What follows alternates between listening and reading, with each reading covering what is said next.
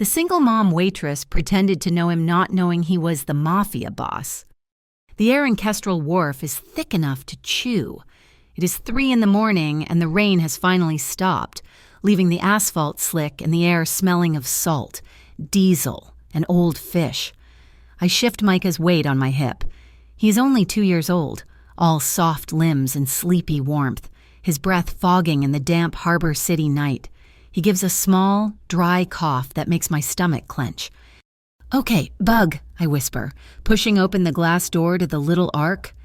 The place smells of industrial bleach and microwave milk. It is the only 24/7 daycare in the Wharf District, and it costs nearly everything I have. I hand him over to the night shift lady, kiss his forehead, and try not to let him see the panic I feel. "Be good, buddy. Mommy will be back before the sun is up." I pull my thin jacket tighter and walk the 3 blocks to the Blue Finch Diner. Every step is a calculation. The rent notice was pinned to my door yesterday. Marigold Heights was raising the rent by another $50 a month. $50 I do not have.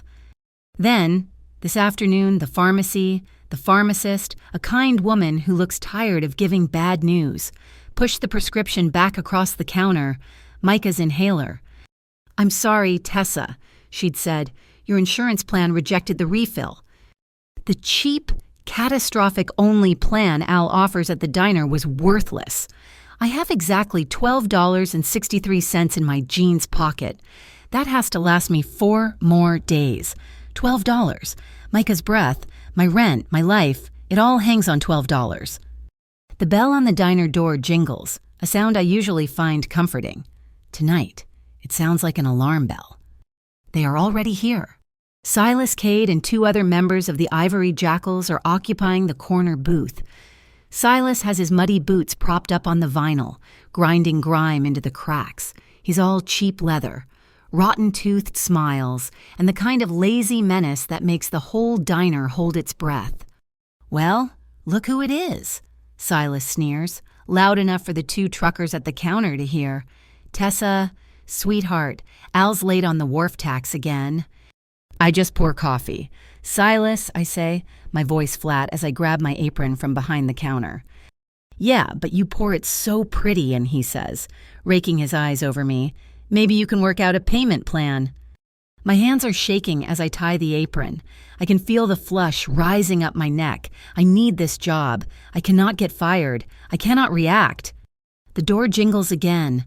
My shoulders tense, expecting more of his crew, but it is Inspector Garrick Lyle from the Department of Urban Compliance. He's a man who looks like he was born in a damp suit. "Evening, Inspector." Silas grins, not even bothering to take his feet off the seat. "Cade?" Lyle nods. He slaps Silas on the back like they are old friends, because they are. "Just doing my nightly rounds." He pulls out a clipboard, his eyes already scanning the kitchen line.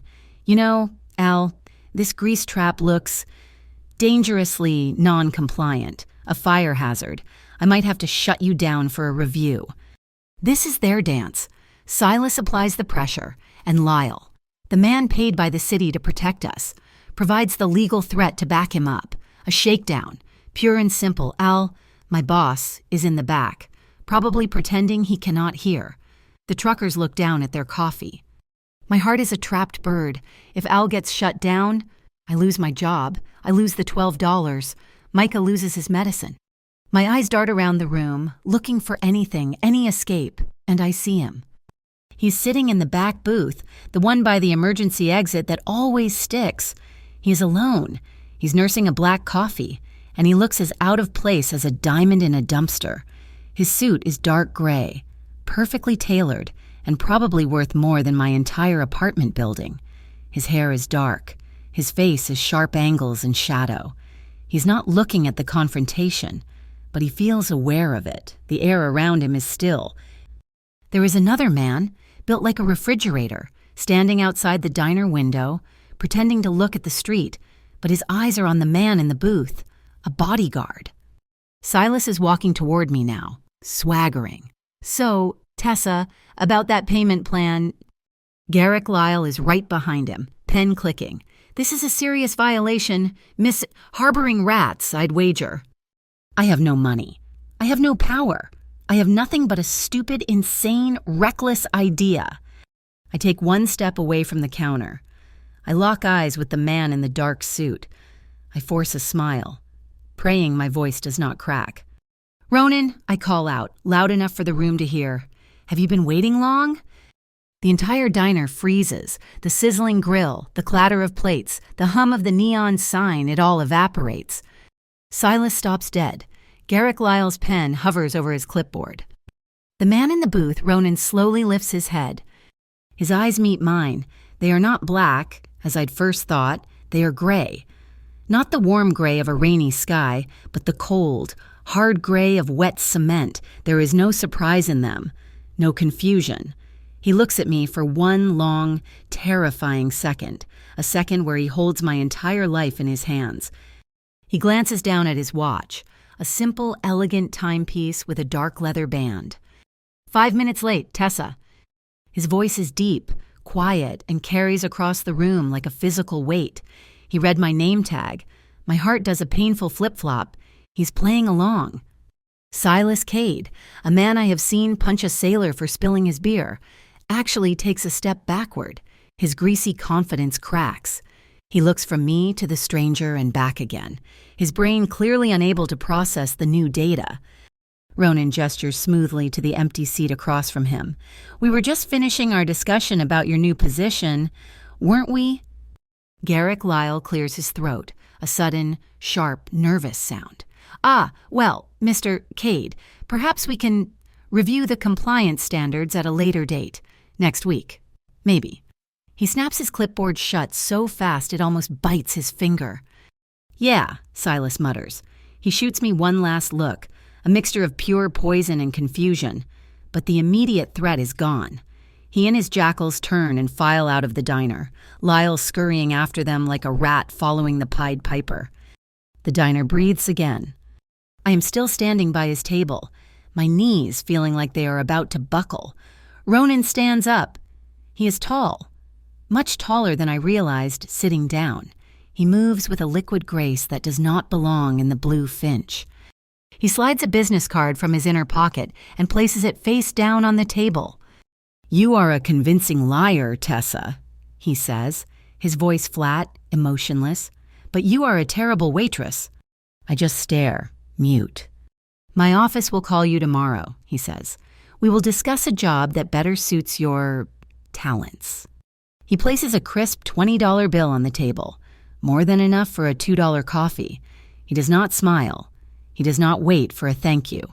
He walks to the door, the man outside holding it open for him, and they both disappear into a sleek black sedan that has materialized at the curb as if summoned by sheer will.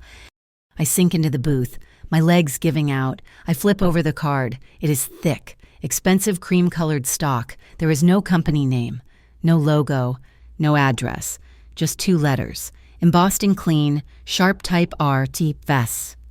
Al, my boss, comes shuffling out of the kitchen, wiping his sweaty palms on his apron. "Tessa, what did you do? Who in God's name was that? You know we cannot afford trouble, those jackals. That DUC inspector." "I know, Al. I'm sorry. Sorry. He stops, looking around. The diner is still half full, but as he walks past the tables to clear the checks left by the departing customers, he stops. The 2 truckers left a $5 tip. The old woman in the corner left a 10. Everyone who stayed. Everyone who watched the cheap drama of Kestrel Wharf get interrupted by something powerful and silent had paid for the show. My desperate gamble had not only saved us from a fine, it had actually increased the night's profits. Al just looks at me, his mouth open, and goes back to the kitchen. The walk home is a blur. The $12 in my pocket feels heavier. The card, RV, feels like a block of ice in my hand. I check on Micah. He's fast asleep in his crib, his small chest rising and falling in a rhythm that calms my own. I lean over and kiss his warm forehead. "It's okay, buddy," I whisper, stroking his hair. I think I just met someone." I stand at the small window of our apartment, looking out over the dark. Sleeping Wharf. I have no idea who that man was, but I am grateful. A stranger. An accidental savior who, for some reason, decided to play along. I never look up. Across the street, on the roof of the old rusted cannery, a man I have never seen shivers in the cold. He lowers a camera with a long telephoto lens. He works for the Maritime Integrity Bureau, and he has been watching that black sedan for weeks. He snaps a photo of me, standing in my window, a worried silhouette. Then he snaps another, capturing the sedan's license plate as it pulls away down the empty street.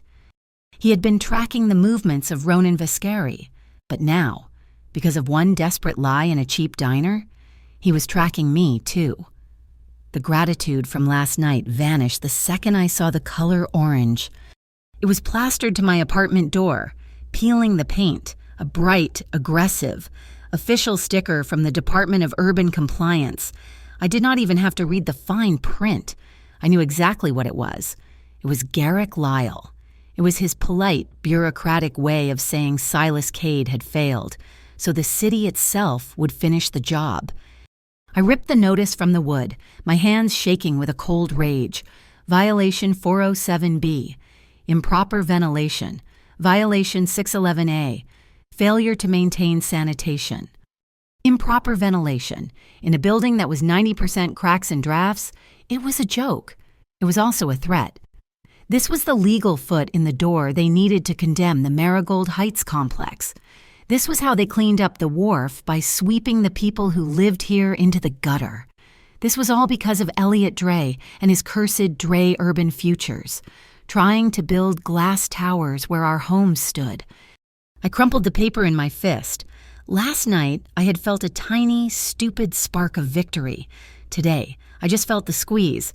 The man in the suit, R.V., had been a temporary shield. Now the real storm was here. I took Micah to the public library, mostly for the free heat. He was coloring. A small, happy grunt escaping him as he smashed a red crayon against the paper. And I was using the public computer to search for second-shift cleaning jobs. Then I checked my email. I barely ever did. It was usually just spam and notices that my student loan deferment was ending. But there was one new message. The sender was hr@vascariholdings.com. I had never heard of Vascari Holdings. I clicked it, expecting a phishing scam.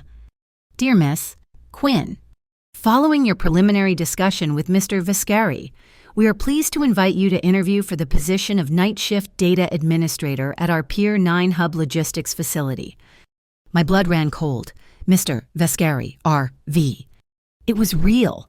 I scrolled down, my eyes blurring. The words data administrator meant nothing to me, but the words below them meant everything. The salary was listed. It was not a wage.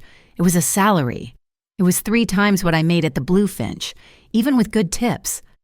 And then I saw the line, full spectrum medical, dental, and vision insurance for employees and their dependents, effective immediately upon acceptance. Micah's inhaler. This was a trap. My mind screamed it. Men like him. Men with bodyguards and quiet voices that stopped thugs cold. They did not hand out jobs. They bought leverage. They owned people. This was not a lifeline. It was a leash. I looked at Micah. He coughed. That dry, tight sound that was my personal soundtrack to terror.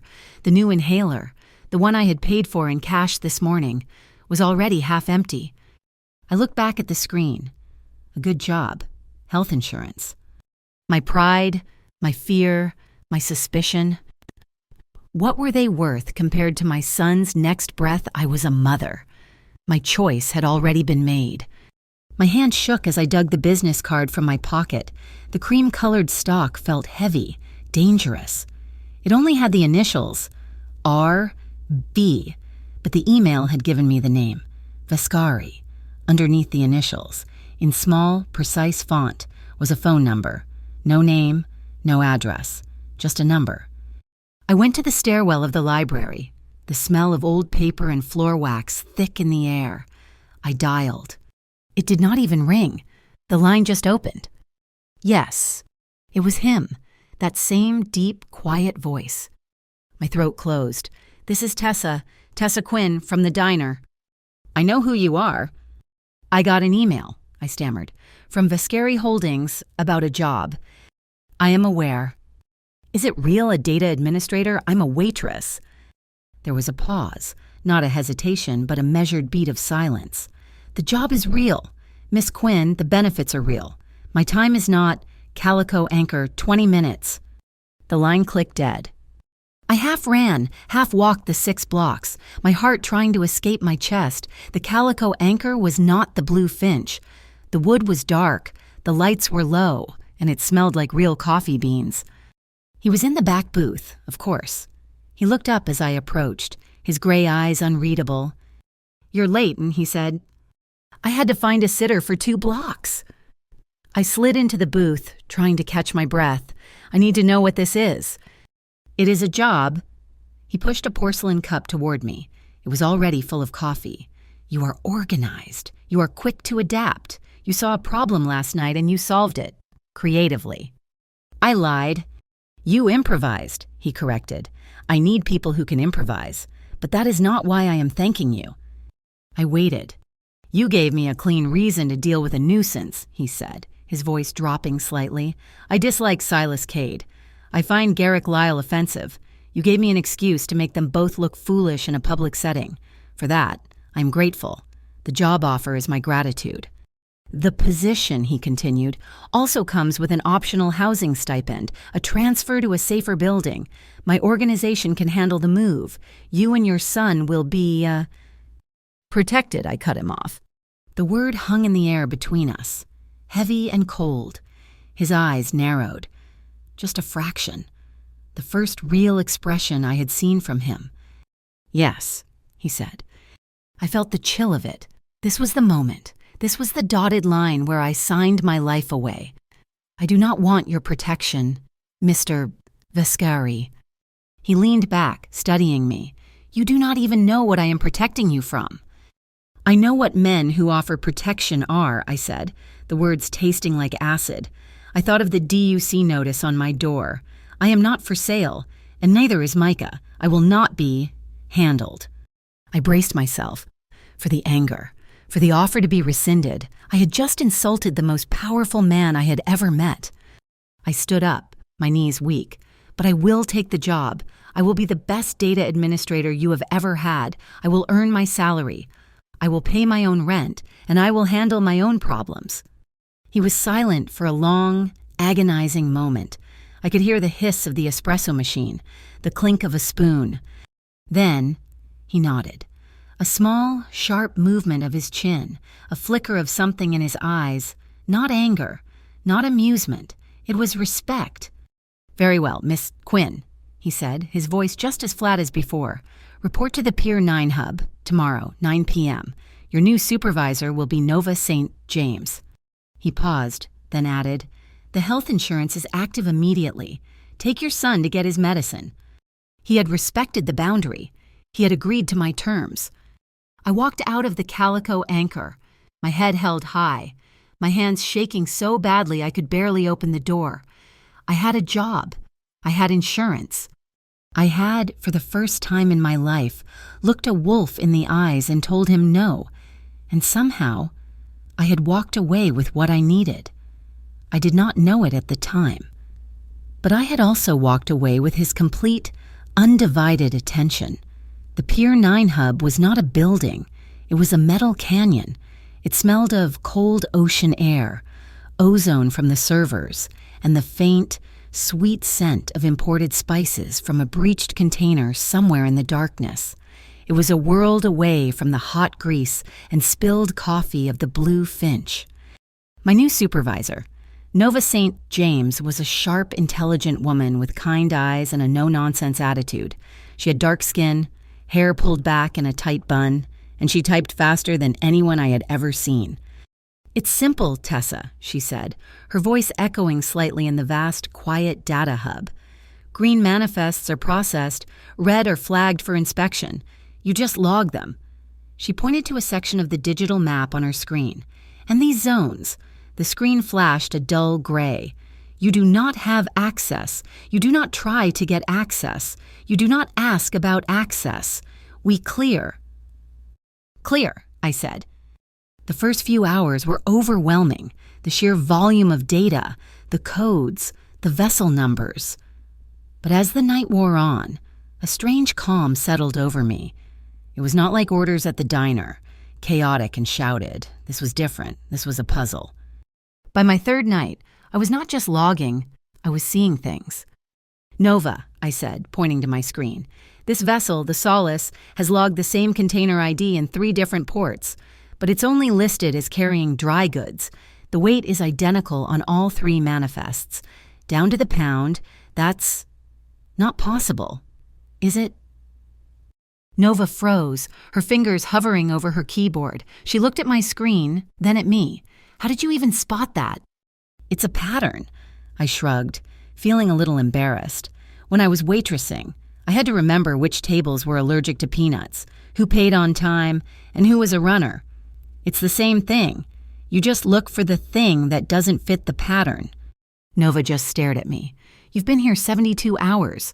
Tessa." A few days later, a report I had filed just a simple discrepancy summary ended up on Ronan Viscari's desk. He was, I learned, surprisingly hands-on. He found me near the main freight elevator. I was wearing one of the company's mandated navy blue aprons over my clothes, a holdover from the more physical warehouse days, meant to hold data scanners. I had just grabbed a bottle of water and was trying to tie the string behind my back. "You're struggling with that." His voice came from right behind me. I jumped, dropping the water bottle. He caught it, a blur of gray suit and smooth motion, before it hit the floor. "Mr. Viscari, I didn't see you." "You were busy," he said, and he was standing too close. The air was suddenly charged, thick with the smell of his cologne, not a heavy scent, but something clean and sharp, like cedar and cold air. "Turn around." It was a command, but his voice was quiet. I obeyed, my back to him, my skin prickling. I felt his presence, the warmth of his body, just inches away. I expected him to just hand me the water. Instead, I felt his fingers brush the small of my back. It was not a touch. It was less than a touch. It was the graze of his knuckles as he looped the apron string. My breath hitched. He was efficient, his movements quick and precise. He looped the strings, pulled them taut, and tied a perfect, tight bow. His fingers brushed my shirt, just barely, but I felt it like a brand. "There," he said, his voice a low rumble. I turned around, my heart doing a stupid, painful little trip hammer in my chest. "Thank you." My eyes met his. We were standing under the harsh fluorescent light of the warehouse, but in that moment, the world shrank to the space between us. His gray eyes were not cold, not right then. They were just watching. He handed me the water bottle. Our fingers brushed. This time, I knew he felt it too, because his gaze flicked down to our hands, then back to my face. He averted his eyes first. "Your analysis of the Solace manifests," he said, his voice suddenly all business again, "was astute. Keep it up." He turned and walked away, disappearing into the maze of shelves, leaving me shaking, my skin tingling and my heart beating way too fast. The next morning, I found the new notice from the DUC. It was not a polite orange sticker this time. It was a heavy, white envelope taped to my door, marked "Final."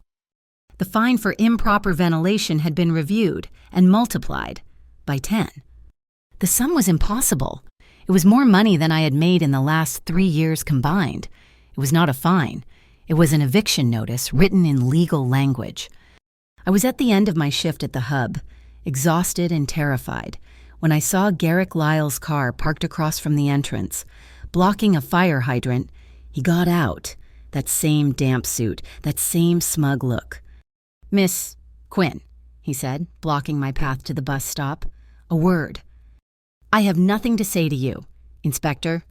"Oh, but I think you do," he sneered, chewing on a toothpick. "See, we got a complaint, anonymous, of course. Said you were living in substandard conditions, had to follow up, and that fine. Well, it's a nasty one, but it could be reviewed again if, say, you stopped associating with certain elements." "I don't know what you're talking about." Sure you do. He leaned in, his breath smelling like sour coffee. Stop pretending you have adult backup. Tessa, that man, Vascari, he's not your friend. He just got you a bigger target on your back. Pay the fine or be homeless. Your choice. He smiled and walked away. I stood there, the threat hanging in the air, thick as the morning fog. I was not safe. I had just made things worse. The call came 3 hours later. I was asleep, my phone buzzing on the nightstand. It was the little arc. My blood turned to ice. Miss Quinn, it's Micah. He's having trouble breathing, a bad attack. The ambulance is on its way, but... I was out the door in seconds, running, pulling on my shoes as I went. I did not have bus fare. I just ran, the 10 blocks to the daycare. When I got there, I saw him before I saw the ambulance. Micah was sitting on the daycare steps, his small body heaving, his face pale and bluish. The daycare owner was frantic, and standing next to them, perfectly calm, was the man I recognized as Ronan's bodyguard, the refrigerator, Astor Vale. He was holding a new, unopened albuterol inhaler in his massive hand. He needs the spacer, I gasped, fumbling in my bag. Already on it, Astor said, his voice a gravelly monotone. He deftly took the spacer, inserted the inhaler, and coached Micah.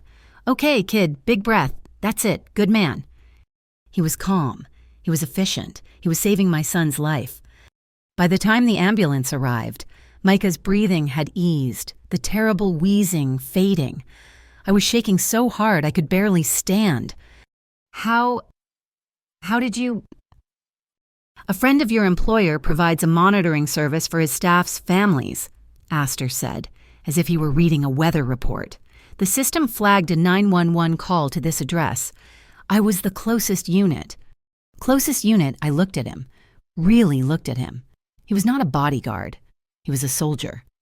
Here, he said, pressing 2 more boxed inhalers into my hand, a backup and a spare backup. He looked at Micah, who was now breathing normally, and his stony expression softened by a millimeter. He's a tough kid. Then he was gone, blending into the morning crowd. I was furious, I was terrified, and I was grateful. The emotions were a toxic storm in my chest. That night, I did not go to my data station. I found out where Ronan Vascari's office was. Top floor. I bypassed security, my employee badge and a look of pure maternal rage getting me past the guards. I slammed open the heavy oak doors to his penthouse office. He was standing by a floor-to-ceiling window, looking down at the lights of Harbor City. He did not turn. "Stay out of my life," I shouted, my voice cracking. "Good evening, Tessa. Is Micah all right?" His voice was calm. "You spied on me. You put a unit on my son. That is not protection. That is insurance," he said, finally turning. His gray eyes were dark in the dim light. "One I put in place the moment you told me you wouldn't accept my help. I don't need your help. I don't want your help. You needed it today," he said simply. He was without medication for 7 minutes. My man was there in 3. What would you have preferred, Tessa, your pride, or his breath? The words hit me like a physical blow. He was right. "Why?" I whispered, the fight draining out of me, leaving me hollow. He looked away, back out the window. "I grew up in Brine Alley, my mother, and she was not like you. When I was sick, I was left alone, sometimes for days." He turned back, his face a mask, but his eyes were haunted. "I am just ensuring, Miss Quinn, that your son is never abandoned like I was, ever." We stood in silence. The city hummed below us. "Okay," I said, my voice shaking. "We make a new deal, a personal pact. You keep your distance. No units, no spying. And when he gets sick again, you are allowed to intervene," I said, the words tasting like surrender. "In medical emergencies, only that's the boundary." He studied me for a long moment. "A new boundary," he agreed, "but a boundary nonetheless. I accept your terms." The humiliation came 2 days later. Nova sent me the link, her face full of pity. "Tessa, Maybe you should take a break. It was a local gossip blog, Harbor Pulse, and the grainy picture from that first night, the one of me in the window, was plastered on the front page. Next to it was a crystal-clear photo of Ronan Vascari, stepping out of his black sedan. The headline was brutal. Poor waitress dating the port tycoon, Kestrel Wharf's newest power couple, or Vascari's latest acquisition. My face burned. They had dug up everything. My job at the Blue Finch, my apartment in Marigold Heights. They even mentioned Micah, calling him my unfortunate baggage. I fled to the bathroom, locked myself in a stall, and threw up. I was a joke. My poverty, my desperation. It was all just gossip for them. And Ronan. I was his acquisition. I left work, my head down, my jacket pulled up. I walked home in the rain, a cold, miserable Harbor City drizzle. I did not want to take the bus. I did not want to see anyone. When I got to my apartment, he was there. Ronan Vascari, standing on the crumbling front stoop of the Marigold Heights complex, in the pouring rain without an umbrella. He was soaked. His perfect suit was plastered to his shoulders. His dark hair was dripping. "Tessa," he said. "Go away," I said, my voice thick with tears. "Haven't you done enough?" "My legal team has already served Harbor Pulse with a cease and desist," he said, his voice strangely raw, as if the rain had washed away his polish. "They are aggressive. The post will be down within the hour." "And then the next one," I shot back, "and the one after that, you don't get it. You can just sue the rain. I have to live in it." I fumbled for my keys, my hands shaking, cold and wet. "I'm sorry," he said. I stopped. I looked at him. He was not the boss. He was not the wolf. He was just a man, standing in the rain, looking guilty. "I am sorry for what my world has done to yours," he said. "I never intended this." He shrugged off his suit jacket. It was heavy, soaked through. "You're cold," he said. "I'm fine." He did not listen. He stepped forward and draped the jacket over my shoulders. It was surprisingly heavy, but the lining was still warm, still held his body heat. It smelled faintly of cedar. "Go inside, Tessa," he said. He did not try to follow. He did not ask to come in. I stood there for a second, wrapped in his warmth, the rain dripping from my hair. He just looked at me, his face unreadable, but his eyes full of an emotion I could not name. I turned and ran up the stairs. When I got inside my apartment, I locked the door and leaned against it. I was still wearing his jacket. It was a strange, heavy, impossible feeling of safety. The jacket, Ronan Vascari's jacket, was still hanging on the back of my door.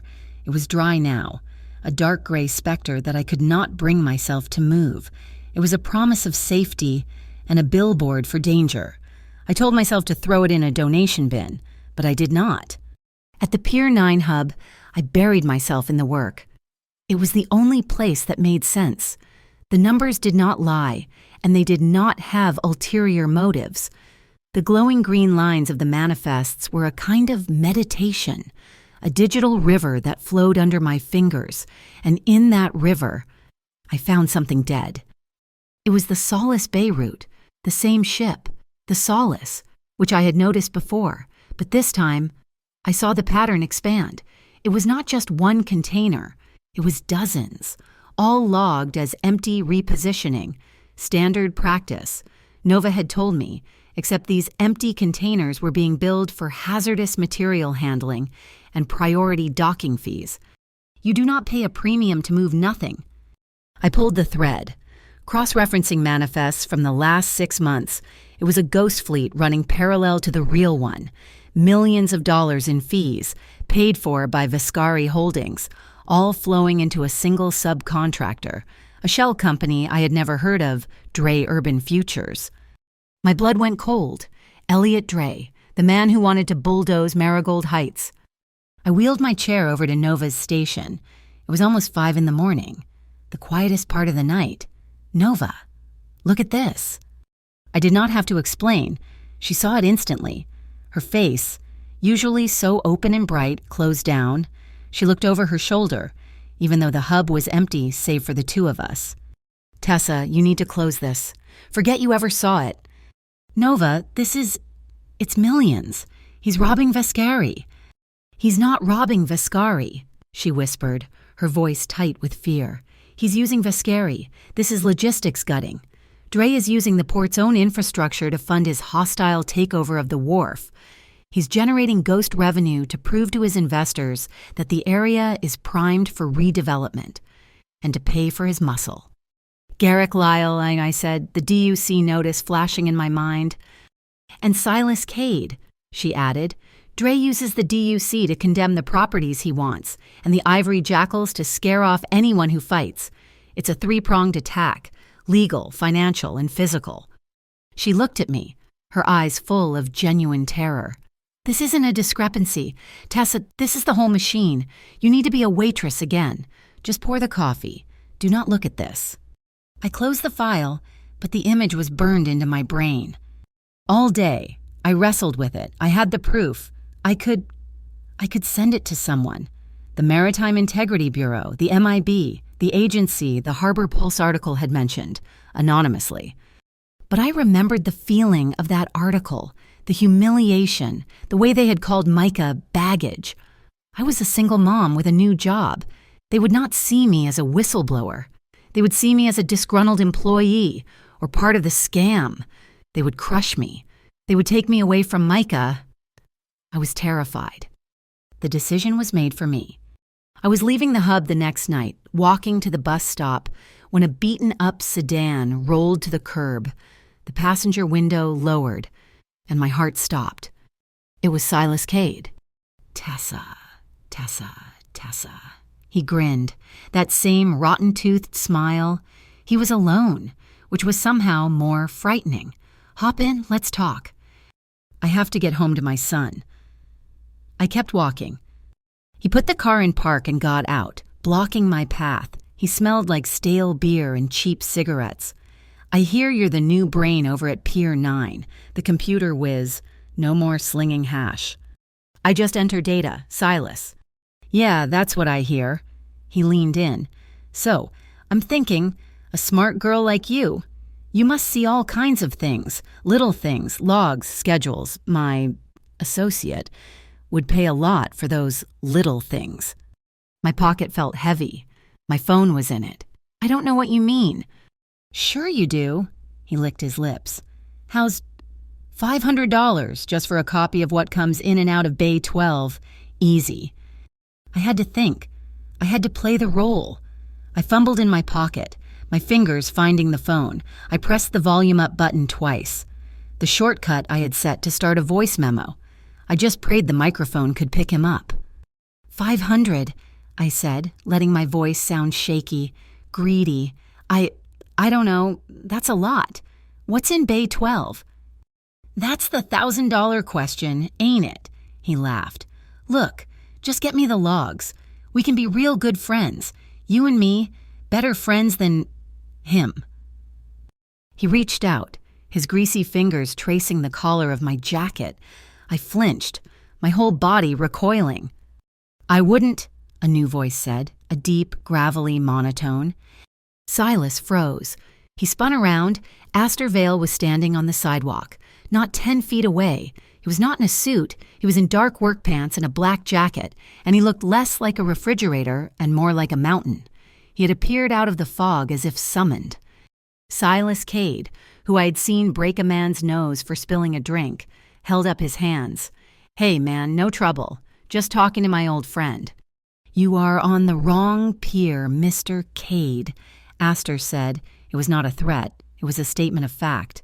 And your car is illegally parked. Silas looked at me, his eyes full of poison. Then he looked at Astor. Fear won. He scrambled back into his car, gunned the engine, and peeled out, leaving the smell of burnt rubber. I was shaking, my hands still in my pocket, clutching the phone.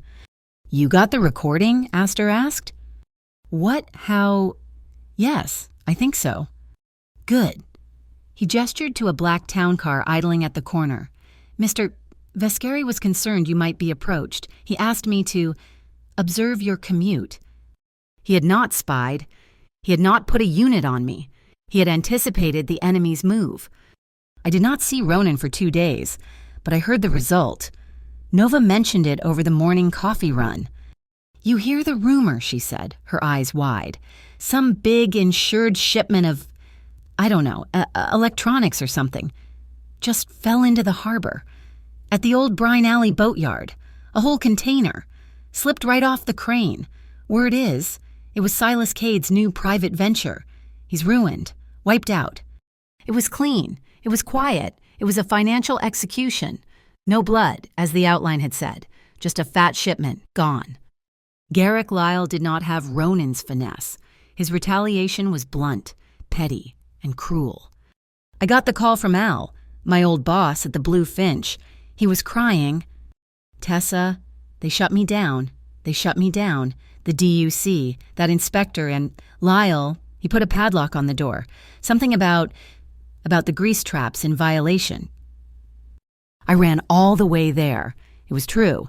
A massive industrial padlock was on the front door, and a bright red notice of closure was taped to the glass, a severe public health violation. My old co-workers, Jan and Sal, were sitting on the curb, smoking. "It's because of you, Tessa," Jan said, not unkindly, but her voice was dead. "That inspector. He said you brought vermin to the neighborhood. He meant your new boss." This was my fault. My new life had just destroyed my old one. I had the proof of Dre's entire scheme on a USB drive in my pocket, a copy I had made from my phone. I had the recording of Silas Cade. I had been afraid to use them. Now, I was just angry. That night, I did not go to the data hub. I went to the top floor. Ronan was at his desk. He looked up, no surprise on his face, as I walked in. "Miss Quinn, I heard about the Blue Finch." "Did you?" I said, my voice shaking with a cold fury I had not known I possessed. I walked to his desk. It was acres of polished, dark wood. I threw the USB drive onto it. It skittered and came to a stop next to a perfectly aligned stack of papers. "What's this?" he asked. "That," I said, "is Elliot Dre. That is your logistics gutting. That is the Solace Bay route, and every ghost container he has run through your port for the last year. That is how he is funding the DUC. That is why Garrick Lyle just put my friends out of work." I leaned forward, planting my palms on his desk. "I have a condition." He leaned back, a flicker of something, amusement in his gray eyes. "You have my attention. I want the Blue Finch reopened. I do not care how. You have lawyers. You have whatever you have. You get that padlock off the door. You get Al his business back. You give that community a place to breathe again." He was quiet for a long time, just looking at me. "You are bargaining with the Mafia, Miss Quinn." "No," I said, my voice clear and steady. "I am bargaining with the man who has a conscience. I am bargaining with the man who hates bullies. You saved my son. Now help me save my home." He looked at the USB drive, and he looked at me. A slow, tired smile touched the corner of his mouth. It was the first one I had ever seen. "All right, man," he said.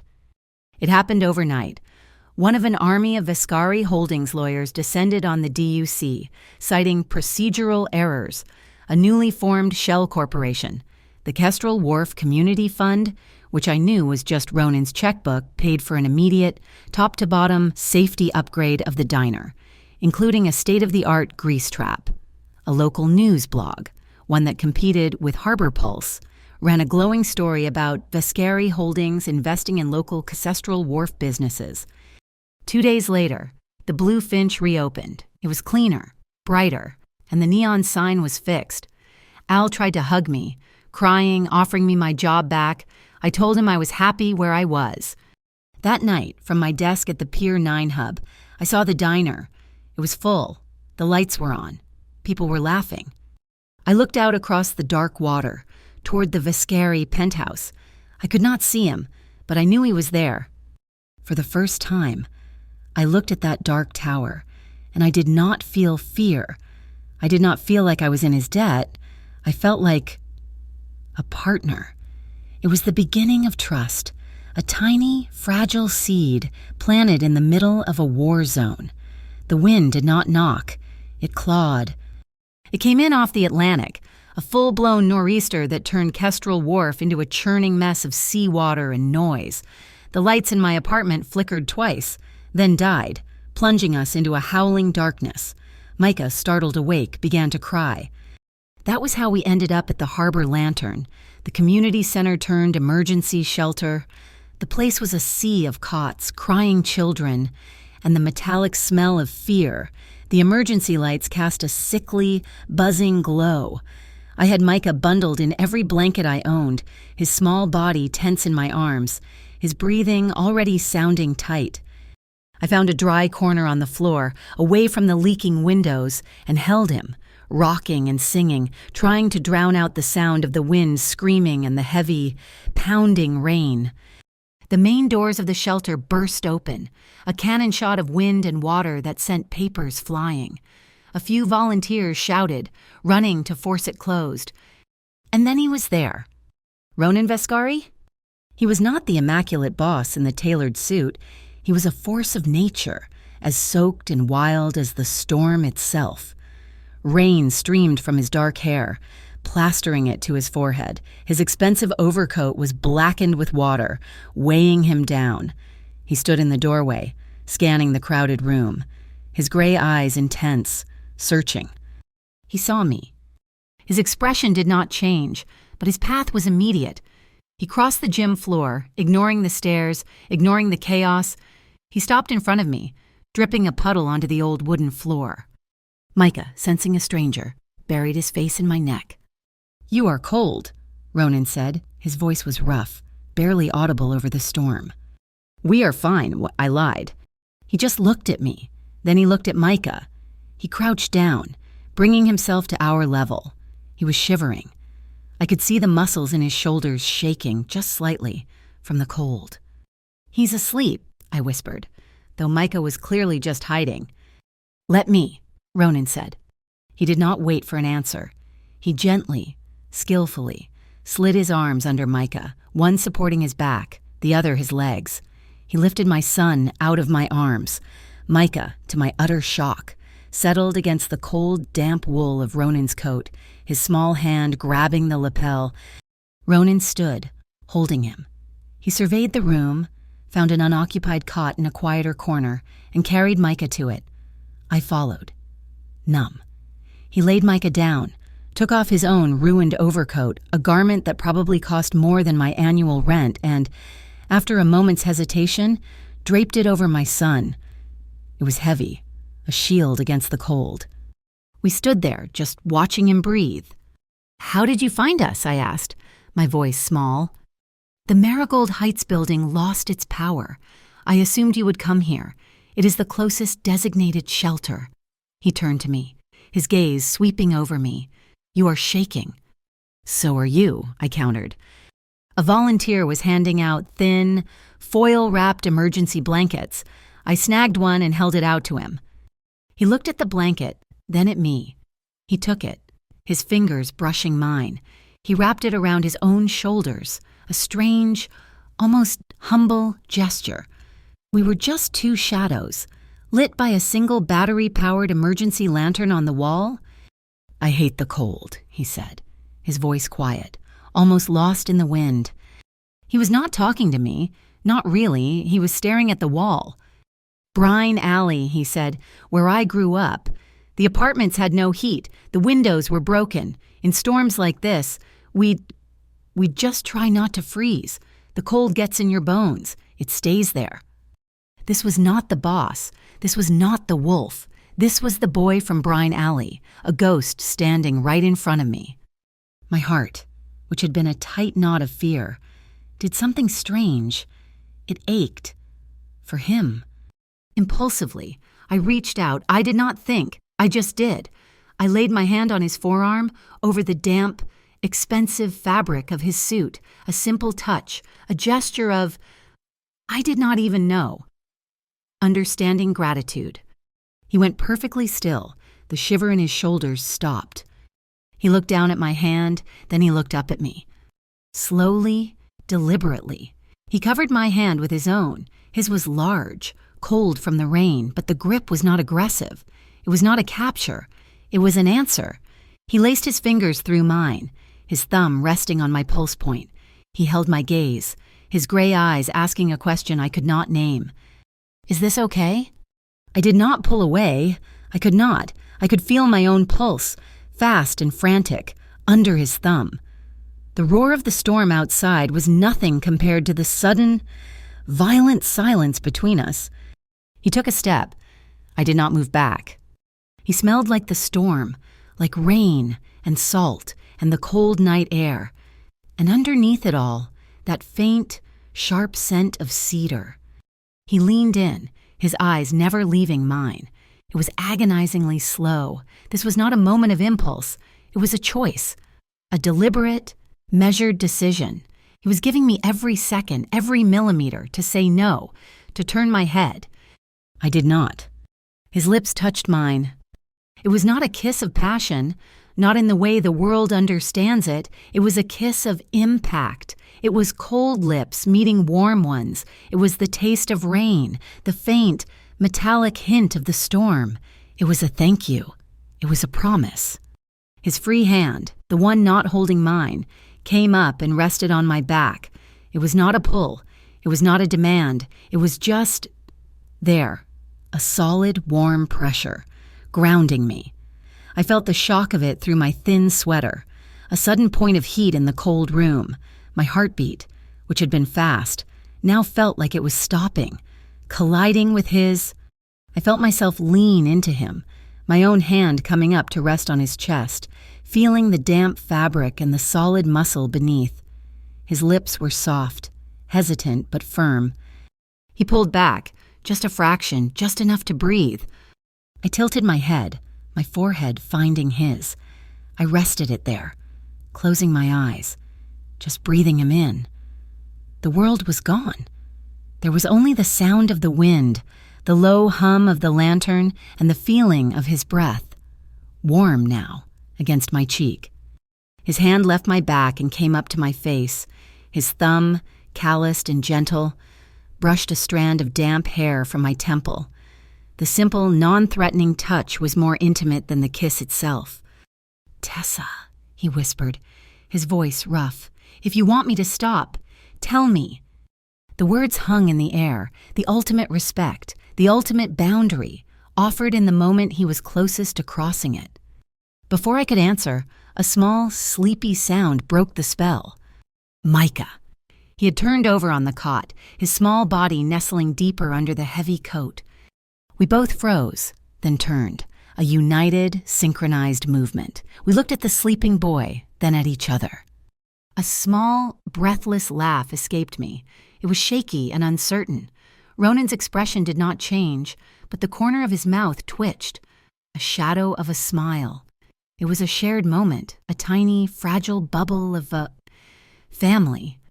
I stepped back, my hand dropping from his chest. He let his hand fall from my face, but he did not let go of my other hand. "When the storm passes," I said, my voice barely a whisper, "everything will be different." The wind howled, rattling the windows as if to argue. Ronan looked at me, his gray eyes serious, the ghost of Brine Alley gone, replaced by the man who had faced down Silas Cade. "It will be different," he agreed, his grip on my hand tightening just once, "in the way you choose."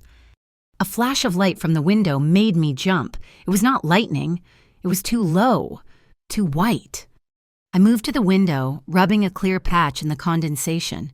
The street below was a river, but across it, parked with an arrogance that defied the storm, was a dark SUV.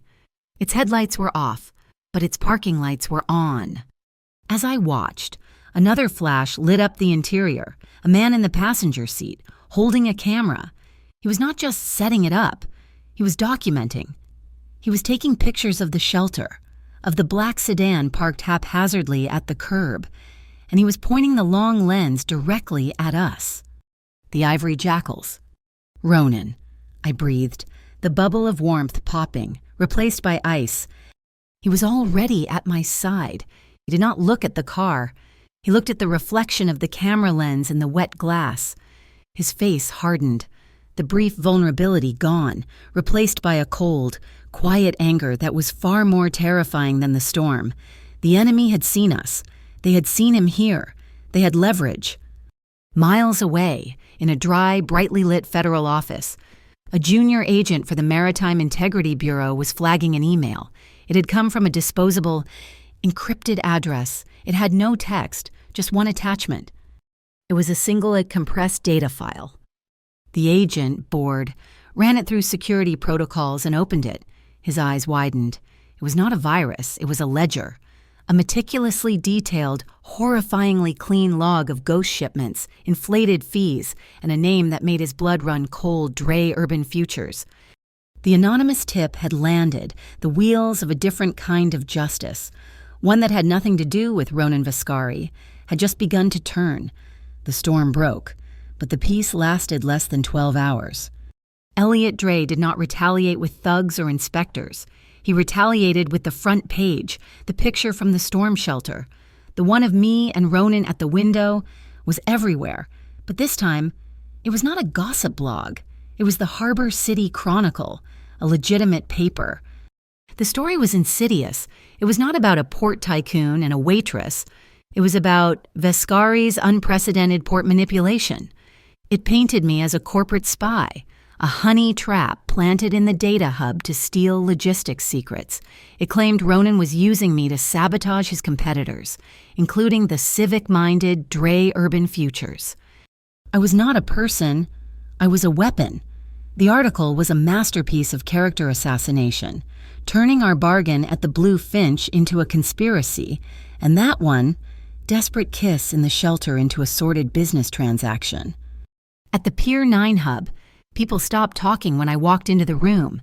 Even Nova, my friend, looked at me with a new, painful doubt in her eyes. "Tessa," she had started to say, then just shook her head and turned back to her screen.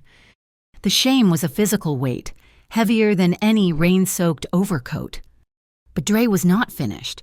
He was using the media to paint us as the villains, and the Diak to deliver the killing blow. Garrick Lyle did not come with a notice this time. He came with 3 marked DUC vans and a dozen officers in stiff, official-looking uniforms. They were serving a collective, immediate eviction order for the entire Marigold Heights complex. I got the alert on my phone, a frantic text from my neighbor, Mrs. Petrov. I ran from the hub, not even clocking out. I found my neighbors on the street, their furniture, their entire lives, being piled on the wet curb. Mrs. Petrov was weeping, holding a framed photo. "They gave us 1 hour, Tessa," she cried. "1 hour! Where do we go?" Garrick Lyle was standing by his car, clipboard in hand, a smug, satisfied smirk on his face. He was untouchable, protected by his uniform and Dre's money. "This is illegal," I shouted, running up to him. "You can't do this." "It's perfectly legal. Miss Quinn," he said, his voice oily. Chapter 9. Structural integrity failure. The storm did us a favor. Revealed this place for the death trap it is. We're condemning it for the public good. "You're a monster," I whispered. "I'm a public servant," he gestured to the building. "Look at it this way. You're free to go live with your benefactor. These people," he sneered at the weeping residents, "are just collateral damage in your little romance." I did the only thing I could. I walked to the front door of the building, where 2 officers were about to chain the entrance, and I sat down, right on the top step. "You'll have to arrest me," I said, my voice shaking but clear. "I'm not moving." Mrs. Petrov, her eyes still wet, looked at me, then at Lyle. She came and sat next to me, then Mr. Henderson from 3B. Within 5 minutes, 10 of us were sitting on the steps, a silent, terrified, and furious blockade of ordinary people. Lyle's face turned purple. He could not arrest us all without creating a scene, one that would contradict the media narrative he and Dre had so carefully built. He yelled into his radio, but for now, we had stopped him. We were still on the street, but we had not been broken. I did not know it, but at that exact moment, Ronan was making his own move. He was not on the street. He was in a sterile, soundproofed office that did not belong to him, sitting across from a lawyer in a $1,000 suit. The lawyer was not on his payroll. Ronan slid the my USB drive across the table. "This is the complete file," Ronan said. "Dre's entire ghost shipping operation. You will receive this from a concerned anonymous source within the Port Authority." "And the MIB will act on it?" the lawyer asked, not touching the drive. "They will," Ronan said, "because in 48 hours, Dre is scheduled to sign off on one final, massive empty shipment to balance his quarterly books, a shipment that my new data administrator," he said the words with a strange, dark pride, "was kind enough to flag for me. This data," he tapped the drive, "will give them the probable cause. His signature on that manifest will be the confession." He was not using thugs. He was using the law, aiming it like a sniper rifle. But Silas Cade did not have that kind of patience. He was a street dog, and he had just been kicked. His private venture at the boatyard was in ruins. His line of credit from Dre was cut, and he was desperate. I knew none of this. I only knew that Nova did not show up for our shift. She was never late. I called her phone. It went straight to voicemail. I called her apartment. No answer. My blood, already agitated from the confrontation with Lyle, turned to ice. I was staring at my terminal, my mind racing, when a private message popped up on my screen. It was from an anonymous, untraceable internal account. "Your friend is cold. She misses you." My breath caught. "Who is this?" I typed, my fingers fumbling. "An old friend. She has a headache. We want to help her, but she forgot her password, the admin password for the whole hub." "I don't have that." "But you can get it. Your boss, Viscari, his password works everywhere. Get it. Bring it to Bay 14. Come alone, no boss, no bodyguard, or Nova gets a permanent migraine." Bay 14, 1 hour. The chat window closed. This was Silas. It had to be. He was not just desperate. He was stupid. He thought he could ransom Nova for a password. I should have called Ronan. I should have paged Astor. My pact, my alliance, demanded it. But all I could see was Nova's face, her eyes full of doubt, looking at me like I was a traitor. She was in this mess because of me, because I had brought this world to her doorstep. I looked at my backpack, sitting by the desk. I had brought it from home, full of snacks for Micah. He had insisted I take Barnaby, his one-eyed, threadbare teddy bear. The doll was a hand-me-down from the shelter, and I had absent-mindedly tucked it inside. I could not ask Ronan to save her. This was not his fight. It was mine. He was not the only one who got to save people. I did not get the password. I just grabbed my jacket and left. Bay 14 was at the abandoned end of the wharf, a massive, rusted skeleton of a warehouse. The wind whistled through the broken windows. "I'm here," I shouted into the darkness. A single, harsh spotlight hit me. I saw him, Silas, standing on a catwalk, and 2 of his jackals, and they had Nova. She was tied to a chair, her mouth taped. Her eyes were wide with terror. "Tessa, you idiot," she yelled, her voice muffled by the tape. Well, Silas grinned. "Look who it is, the boss's girl. Where's the password?" "Let her go first," I said, trying to keep my voice from shaking. "Let her go, and I'll trade you." Silas laughed. "Trade me what you got nothing." "You trade her," I said, my heart pounding. "For me, I'm the one he cares about. I'm the one with access. She's just an IT tech. I'm his." The lie tasted like poison, but I said it. Silas considered it, his small, rat-like eyes gleaming. He was stupid enough to believe it. "Not a bad idea," he said. "Yeah, I like that. A much better insurance plan." "No," Nova screamed. "Shut her up," Silas ordered. One of his thugs raised his hand to hit her, and that is when the world changed. "I would not," a voice said, coming from the darkness. It was not Ronan. It was Astor. He was standing on the catwalk, behind Silas, as if he had materialized from the steel. Silas spun around, his hand fumbling for a weapon that was not there. Then the lights came on. The entire bay was flooded with light, and Ronan was there, standing at the main entrance. He was not in a suit. He was in dark clothes, like Astor, and he looked furious. A simple exchange. Silas, Ronan said, his voice quiet, but it echoed in the huge space. My people for my people. You keep your honor. You let them both go.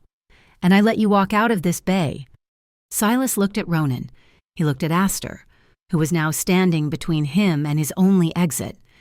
He looked at the dozen other shadows that had now appeared along the walls, all of them built like Astor. He was trapped, and he knew it. Cut her loose, he growled, defeated. One of his men cut Nova's ropes. She ran to me, sobbing. I held her, my legs barely supporting us. Silas and his men walked, not ran, to the side exit. Ronan let them go. The moment they were gone, Nova ran to the main door. I'm calling the police, she cried. Let her, Ronan said, his eyes not leaving me. I stood there, shaking, as Nova disappeared. Then it was just us, him and me, in the vast empty bay. He walked toward me, his steps slow, measured. He did not look like he was coming to comfort me. He looked like a king about to pass sentence. What? He said, his voice a low, controlled vibration. Were you thinking? She's my friend, I whispered, the adrenaline fading, leaving me hollow. She is my employee, he shot back. I am responsible for her. You are responsible for yourself. You do not have the authority to trade your life like a poker chip. I had to. You had to call me. That was the arrangement. We are partners. Whoa, you're not the only one who gets to save people, I screamed, the words tearing out of my throat, all the fear, all the shame, all the rage of the last week erupting at once. You don't own me, and you don't own this. She was in danger because of me. I had to fix it. I was sobbing now, ugly, gasping sobs, the terror and relief crashing over me. I had been so stupid, so stupid. And Nova was safe. I had to. I slid to the floor, my legs giving out, and just cried. He stood over me for a long, silent moment. I expected him to walk away, to leave me there. Instead, he crouched down. He did not say anything. He just put one hand on my shoulder and the other on the back of my head, and he gently pulled me forward until my forehead was resting against his chest. He did not wrap his arms around me. It was not a hug. It was an anchor. It was solid and warm, and it stopped me from shaking. You're right, he said, his voice a low rumble in his chest, vibrating against my skin. You are not an employee, and you are not a poker chip. He took a deep breath. I'm sorry. Tessa, I'm sorry I did not trust you to be as reckless as I am. He just held me there, his hand in my hair, until the sobs subsided. How? I finally managed to ask, my voice muffled against his shirt. Did you even know? He pulled back, just enough to look at me. Your backpack, you left it at the hub. He reached into his pocket and pulled out Barnaby, the one-eyed teddy bear. He has a name, Ronan said, a ghost of a smile playing on his lips. And he also has a very sophisticated, low-frequency GPS tracker sewn into his left ear. He had not been tracking me. He had been tracking the doll he had given to the shelter, the doll that had found its way to Micah, the doll that I had grabbed by accident. My insurance on you, he said, was a teddy bear. The sound of sirens filled the air, growing closer. The MIB, acting on a warrant based on an anonymous tip and a new, last-minute piece of evidence about a shipment at Bay 12, they were on their way to raid Elliot Dre's primary warehouse. The non-mafia justice system, slow and blind, was finally, visibly in motion. The MIB raid on Dre's warehouse was a clean, legal operation. It was also, as Ronan had predicted, a failure. They found computers, but the servers had been remotely wiped 2 hours earlier. They found shipping containers, but they were all legitimately full or legitimately empty. Elliot Dre was smart. He had been tipped off, and he had sanitized his operation, leaving the MIB with nothing but a warrant and an expensive empty building. The media, of course, spun it as a victory for Dre. The Harbor City Chronicle ran a scathing editorial about the MIB's overreach and harassment of a beloved city developer, all based on malicious, unsubstantiated rumors. My name was not mentioned, but it did not have to be. I was the rumor. Dre's counterattack was subtle. The DUC evictions at Marigold Heights were paused pending review, but Garrick Lyle was still there, his men monitoring the building, making everyone's life a living hell. The pressure was a low, constant hum, designed to break us, not with a bang, but with 1,000 tiny cuts. The fight had stalled, and I was frustrated. I felt like I was missing a piece, this whole war over the wharf. It felt personal. It felt like more than just real estate. I went to my mother's storage unit, a tiny 10 by 10 foot tin box in the cheapest part of the city, a place I paid $55 a month to keep things I should have thrown away. My mother, who died 4 years ago, had been a quiet, sad woman who was obsessed with paperwork. I was looking for her old tax returns, but I found a different box. It was labeled D-U-F, personal. I cut the tape. Inside were neat, alphabetized files, pay stubs, memos, and a single pale blue envelope. My mother, it turned out, had been a junior accountant for Dre Urban Futures 10 years ago, when I was just a teenager. The letter was a notice of termination. It was cold, corporate, and final. Her position was being made redundant. At the bottom of the box, I found her personal notebook. It was full of numbers, and in the margins, written in her small, precise hand, were 2 words, Solace Bay. And under that, the ledgers don't balance, the ghost ships, he knows I know. A cold, dark understanding settled over me. My mother had not been made redundant. She had been silenced. She had seen the same pattern I had, a decade earlier. Her letting go was the reason we had lost our house, the reason we had ended up in the wharf, the reason I was trapped in this cycle, this fight. It had been my inheritance all along. I was sitting on the cold concrete floor, my mother's entire life reduced to a box of paper. When my phone rang, it was not the little arc, it was a private number, but I knew the voice instantly. Tessa, Micah. It was not a question, it was a statement of fact, and the voice was tight, with a terror that made my own blood freeze. It was the daycare owner, Maria. It's his breathing. Tessa, she was sobbing. It's not stopping. The inhaler isn't working. We called the ambulance. Oh God, it's fast. Starling Pavilion. They're taking him to Starling. I do not remember the drive. I do not remember leaving the storage unit. I do not remember anything but the word pavilion. Starling Pavilion was not the local clinic. It was the pediatric intensive care unit, the last resort. I was in the waiting room, a sterile, pastel-colored hell, for what felt like a lifetime. A doctor finally came out. His face was kind, which was the worst part. He's stabilized, the doctor said, but the attack was severe, a status asthmaticus. We have him in the PICU. He's intubated. The word intubated stole the air from my own lungs. I collapsed into a chair, my vision tunneling. The elevator doors opened, and he was there. Ronan? He was not in a suit. He was in his shirt sleeves, his tie ripped loose at his collar, his hair a mess. He looked like he had run a marathon. He was breathing hard. I was in a meeting, he said, as if that explained anything. A merger with the West Coast shipping line. I just left. Astor drove on the sidewalk. He knelt in front of me, in the middle of the ICU waiting room.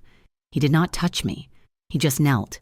His gray eyes locked on mine, forcing me to breathe. What did they say? He asked. PICU, I whispered. Intubated. The color drained from his face. The man from Brine Alley, the one who understood what it meant to be sick and alone, was standing in his penthouse, and the boy was here in this hospital. His phone buzzed, a harsh, angry sound. He ignored it. It buzzed again. Ronan, I said, your meeting. There is no meeting, he said, his voice a low growl. There is nothing but this room. The phone buzzed a third time. He pulled it from his pocket, looked at the screen, and his face went from pale to granite. I have to take this. Do not move. He strode to the end of the hallway, by the emergency exit. He answered. "Lyle," he said, his voice ablade. I could not hear the other side, but I did not need to. I watched Ronan's posture, the way his hand clenched into a fist at his side. "No," he said, quiet and final. He listened again, his whole body going rigid. "Let me be clear, Inspector," Ronan said, his voice dropping so low I could barely hear it, but the venom in it was unmistakable. "You are panicking. The MIB is squeezing you, so you think you can come to me for a deal." He paused. "There is no deal. You will not back off the wharf, and you will not, ever, use her as bait. We do not trade people. We do not buy peace. We earn it. You have made your choice, and I have made mine. We are at war. Garrick, you just forgot who you are fighting." He hung up the phone without waiting for a reply. He stood there for a long, silent minute, his back to me, his shoulders bunched. He was radiating a cold, controlled fury that was terrifying. He turned, his face a mask, but his eyes were raw. He walked back to me, his steps agitated. He fumbled in his pocket and pulled out his keys. It was a simple, heavy ring, holding only a few keys, except one. There was a single, heavy, dark metal object on the ring. It was not a key. It was a token, like an old, smoothed-over coin with a hole in it. He unclipped the ring from his belt.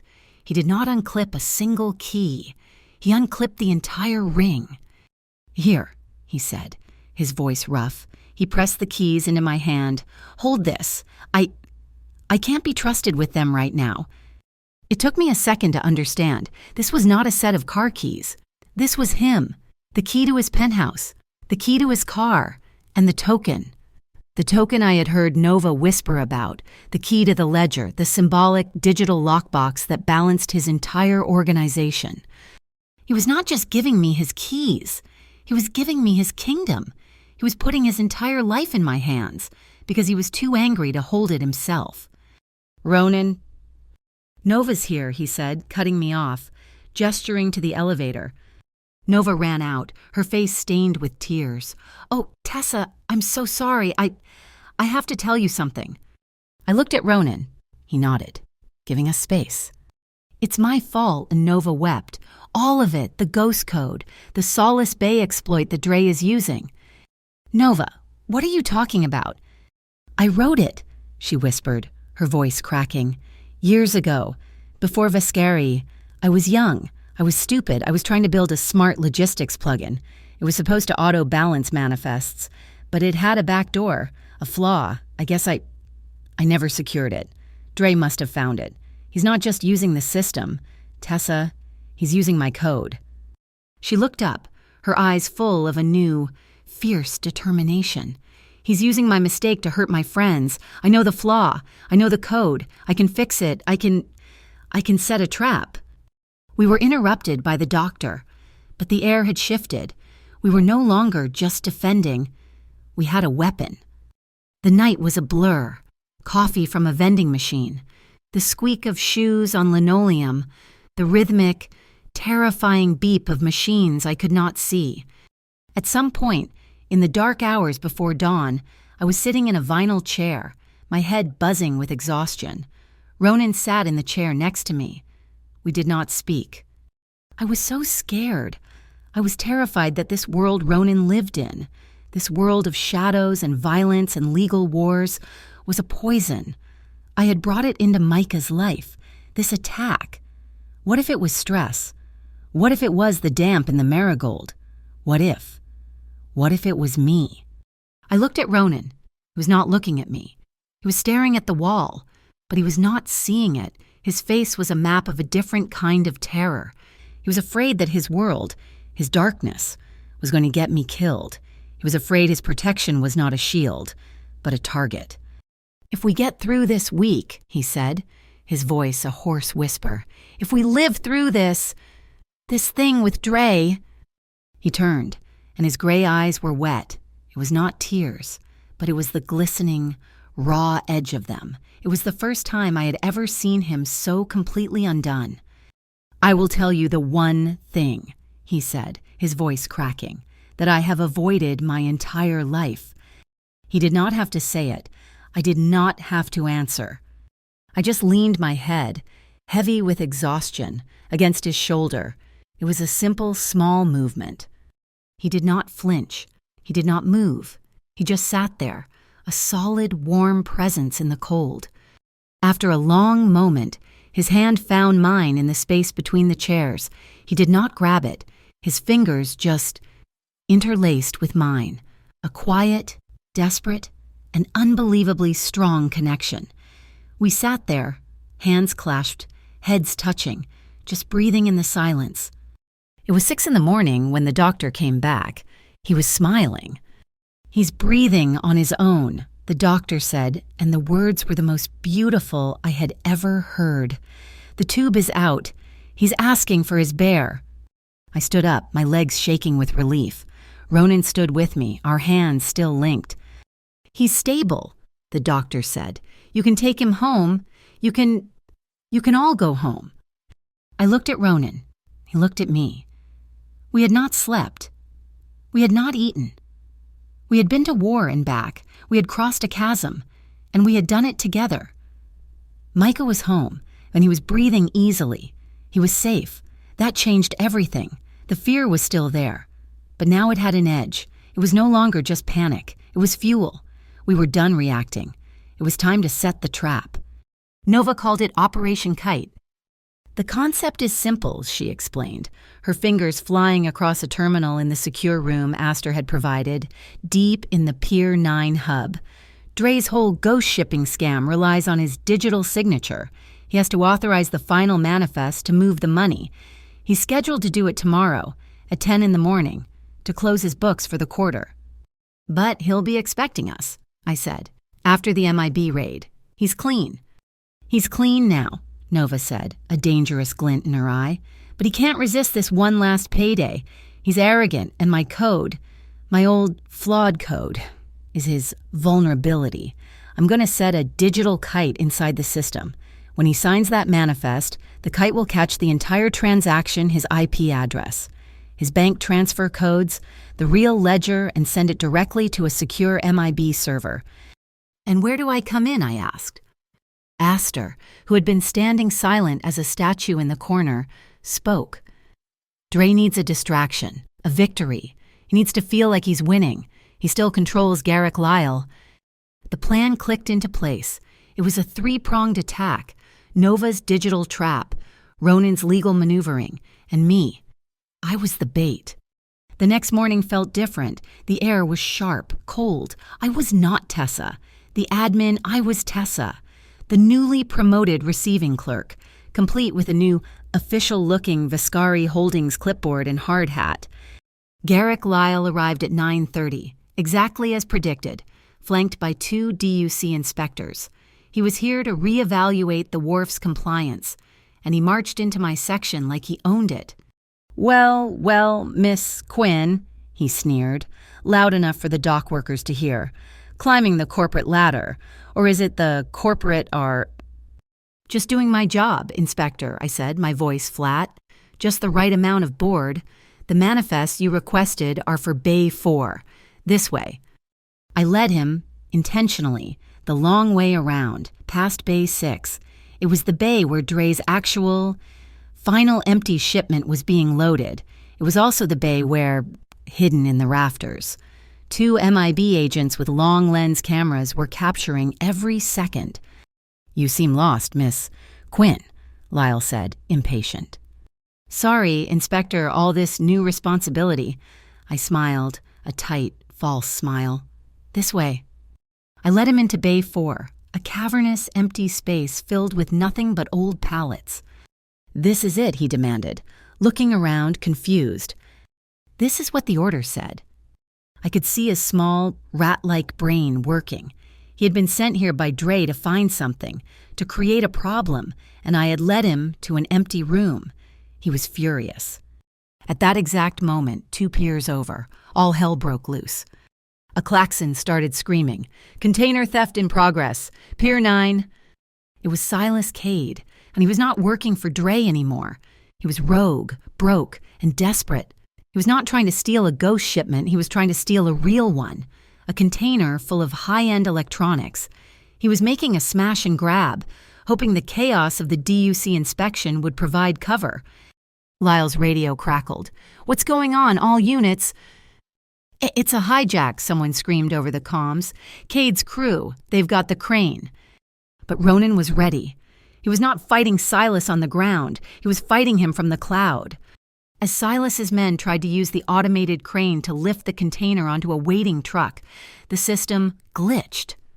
The crane stopped, halfway in the air, the multi-ton container dangling, the automated locks on the truck's flatbed all snapped shut. Before the container was loaded, the exit gates to the pier slammed down, flashing system malfunction. No shots were fired.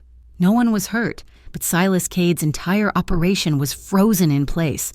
A perfectly preserved tableau of failure, just waiting for the real Port Authority police to arrive. It was an execution by logistics. Lyle was trapped with me in Bay 4, listening to his operation, and Dre's fall apart. He was panicking. His radio crackled again, this time a private channel. "Lyle, what is happening? The MIB is here. They're everywhere." It was Elliot Dre, his voice screaming over the radio. And Lyle, forgetting I was there, forgetting everything, screamed back into his handset. "I don't know. It's a setup, that bitch. Quinn, she..." "You were supposed to control the docks," Dre shrieked. "To hell with the docks!"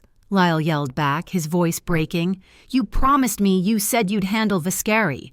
If I go down for this, Dre, I swear to God I'll burn the blue finch to the ground with her in it." I did not flinch, because I knew, as he was speaking, that his radio was not just transmitting. It was recording. Every word captured by the MIB, who were, at that very second, storming Dre's penthouse office. The MIB team, led by a severe-looking woman, burst into Dre's office. Dre, ever the arrogant fool, just scoffed. "More theatrics. Ronan, you send your private army. This is harassment." The agent in charge did not blink. She slid a single, folded piece of paper across his desk. "Elliot Dre, you are under arrest." "This is meaningless," Dre laughed, picking it up. But as he read the signature at the bottom, his laughter died. It was not a Viscari document. It was a federal warrant. "Signed," the agent said, "by Judge Evelyn Shore, based on evidence provided by your own systems." Dre looked at his computer screen. The kite had landed. His signature had not just authorized the shipment, it had authorized his own arrest. The chaos was winding down. The MBI had Dre. The port police had Silas. Lyle was just gone, vanished in the confusion. I walked out of the bay, my hard hat in my hand, my knees shaking. And Ronan was there. He was standing by the docks, watching the MIB van containing Elliot Dre pull away. He looked calm. He turned to me. "Tessa," he said. That was all he got out. Crack. It was not a loud noise. It was a sharp, splitting sound, like a dry branch breaking. It was instantly followed by the whine of a ricochet. Ronan moved faster than I could process. In one motion, he grabbed me, spun me, and threw us both behind a stack of concrete barriers. I felt the impact as he hit the ground, his body shielding mine.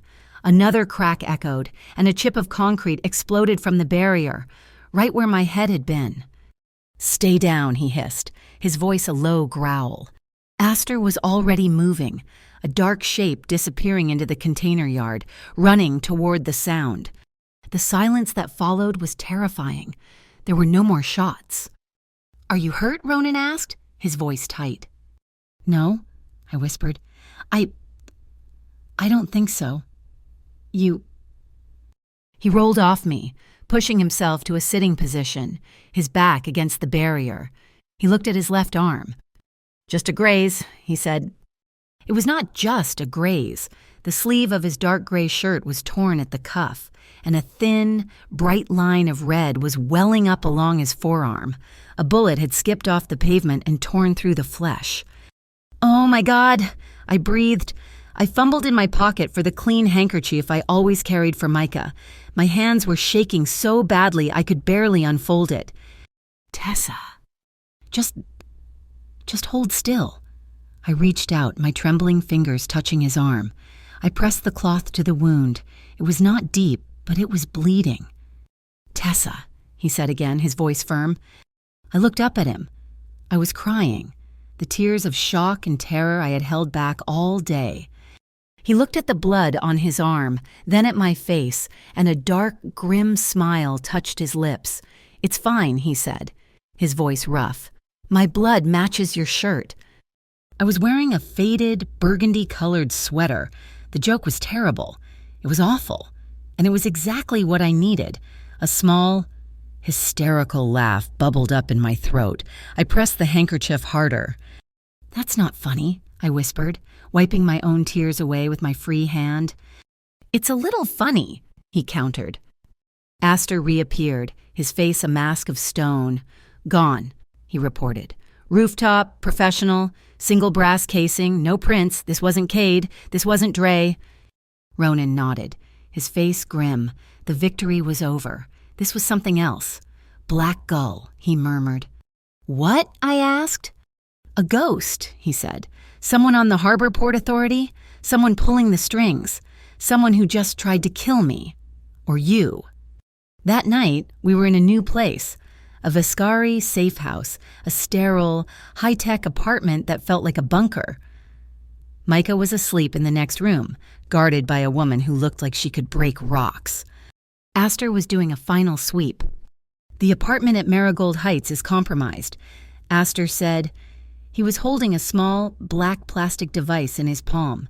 "We found this. A listening device. High frequency." "Dre," Ronan said, his voice flat. "I don't think so," Astor said. He held up a second device, a diagnostic scanner. "I ran the metadata, the power-on signature."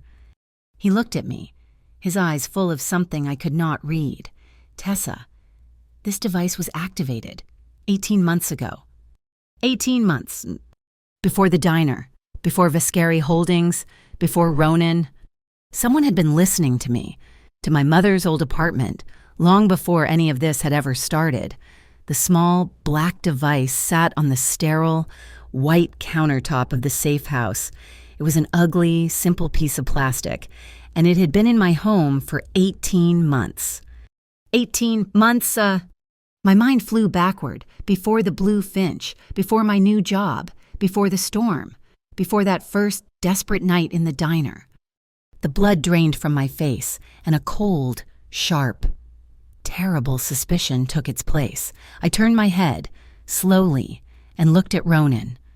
He had been spied on. He had been monitored. He had put a tracker on my son's teddy bear. "You," I whispered, the word tasting like ash. "You put it there." He did not flinch. He did not look away. His gray eyes, which I had seen full of fury and, just once, full of tears, were now perfectly, terrifyingly steady. "No," he said. "Don't lie to me, Ronan. Not now, 18 months. You were vetting me, you were—" I said no. His voice was not loud, but it cut through my rising hysteria. He took a step toward me, his bandaged arm a stark white against his dark shirt. "Tessa, look at me." I was crying, hot tears of betrayal. "How can I trust—" "Because," he said, "if I had put a listening device in your home, I would have told you, if I had done something so beneath us, something that would make you hate me more. I would have had the decency to tell you to your face." He paused, his voice raw. "I do not hide. I do not lie to you. That is the only rule we have that matters." I stared at him, my heart a painful, confused knot. He was telling the truth. The wolf does not hide, he just watches. The front door opened, and Nova came in, her face pale. She was carrying a laptop. "Astor was right," she said, her voice shaky. "The power-on signature is from 18 months ago. It's old hardware, but—" She set the laptop on the counter and tapped a key. A string of code appeared. The activation, the first data burst out of the device, was 4 weeks ago. 4 weeks ago, the day after I had first confronted Silas Cade in the diner, the day before I had accepted the job at Viscari Holdings. "Who?" I whispered.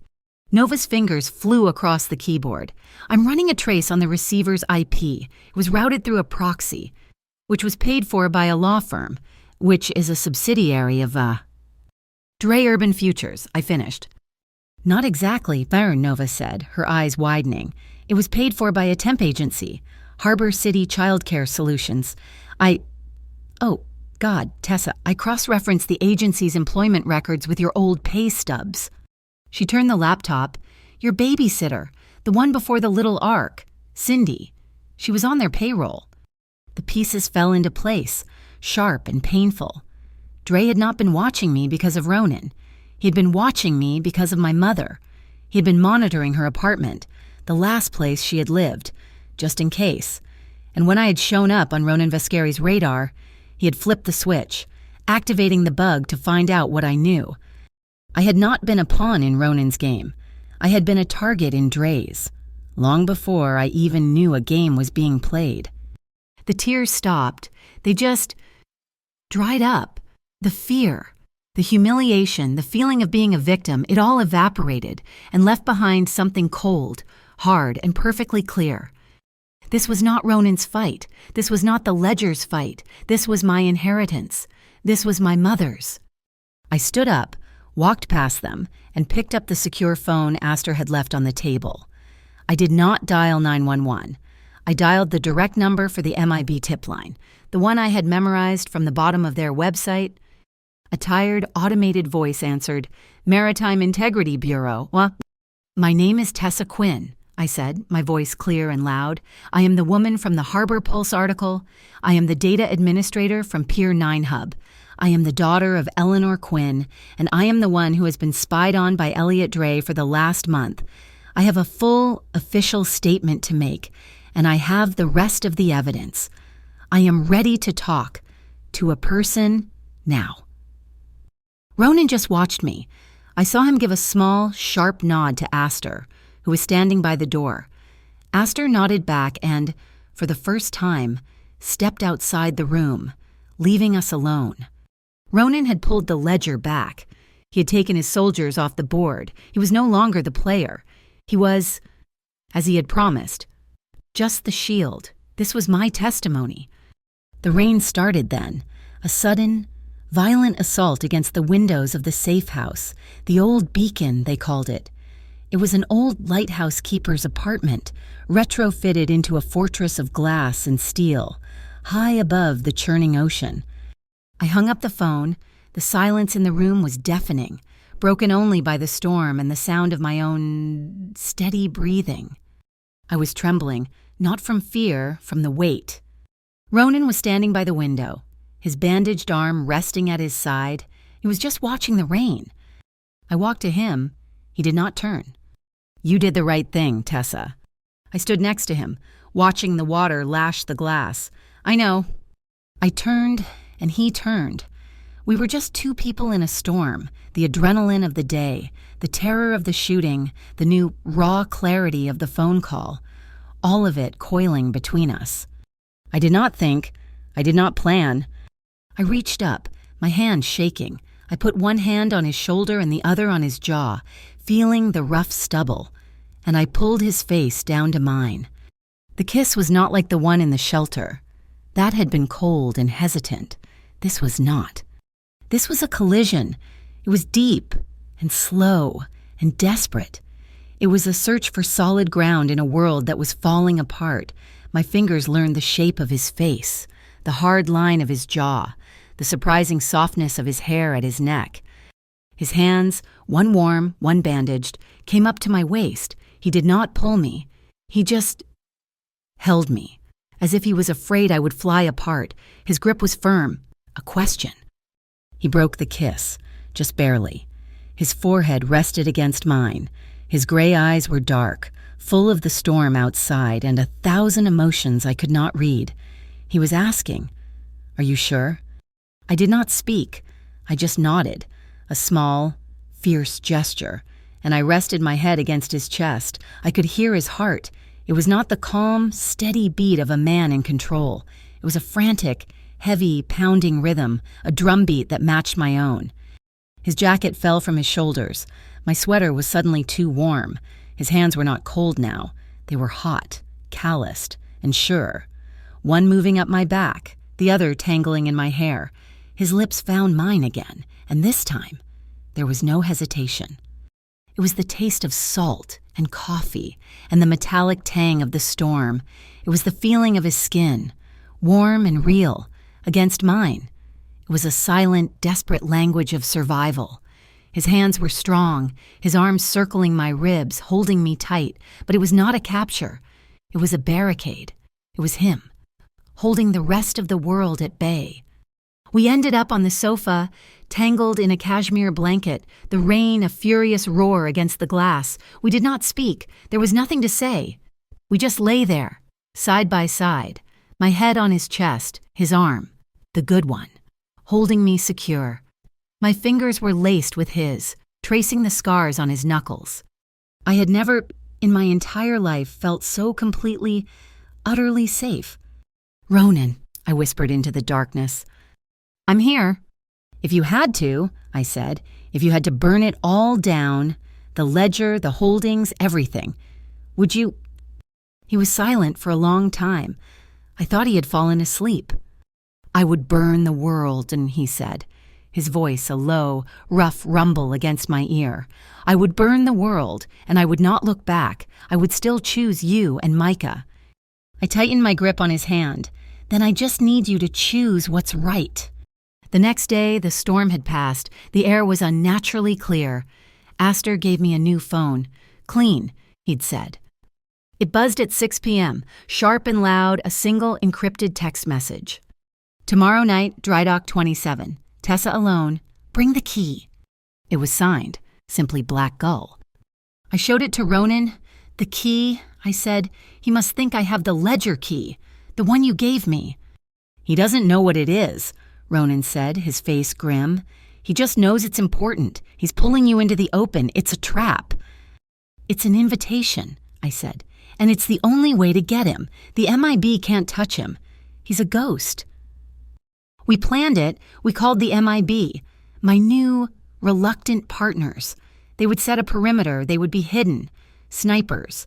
Audio surveillance. "And you?" I asked Ronan. "I will not be there," he said. Astor's head snapped in his direction, a rare show of surprise. "The MIB needs to do this, legally, cleanly." "You're lying," I said. He met my gaze. "I will be where I can see you," he corrected himself. "I will not interfere unless he tries to break the rules." "I am the rules now, Ronan." That night, the night before the meet, the tension was unbearable. Micah was asleep, safe with Astor and Nova at a different location. It was just me and Ronan, in the sterile quiet of the old beacon. He was standing by the window, staring out at the dark, calm water. He had not spoken in an hour. "Ronan?" He turned. His face was a mask, but his eyes were raw. "There is one thing," he said, his voice hoarse. "The thing I have avoided, the thing I told you about in the hospital." He walked to me, stopping just inches away. He did not touch me. "I love you, Tessa." The words were not a gift. They were a confession, a surrender, the thing he had protected himself from his entire life. I did not cry. I smiled, a small, sad, and impossibly happy smile.